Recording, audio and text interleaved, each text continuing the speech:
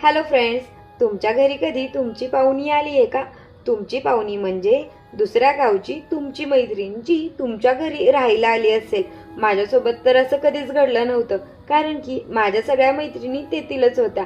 पण पहिल्यांदाच माझी कोणती तरी बाहेरगावची मैत्रीण झाली आहे व ती आज चक्क माझ्या घरी राहायला आली होती, म्हणजेच उरसाला हो. त्यावेळेस आम्ही काय काय मजा केली ते पाहण्यासाठी लास्टपर्यंत व्हिडिओ नक्की पहा.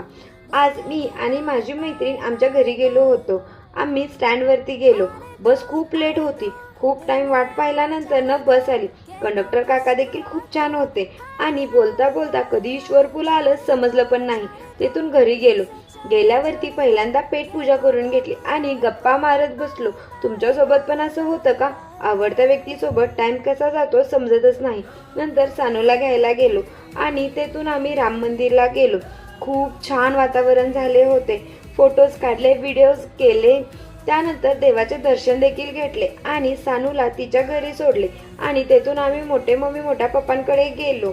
तेथे जाऊन पण गप्पा झाल्या आणि घरी येऊन आवरून घेतले आणि पप्पांकडे उरसात जायला पैसे मागितल्यावरती पप्पा काय बोलले तुम्हीच पहा.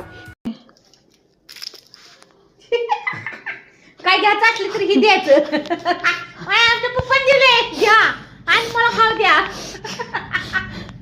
नंतर पप्पांनी पैसे दिले आणि आम्ही उरसात गेलो. खूप सुंदर फुगे, किचन्स, खेळणी, लाइटिंग, खूप भारी भारी हॉल होतं तिथे. या दोघी तर हातात हात गुंफूनच नुसत्या फिरत होत्या.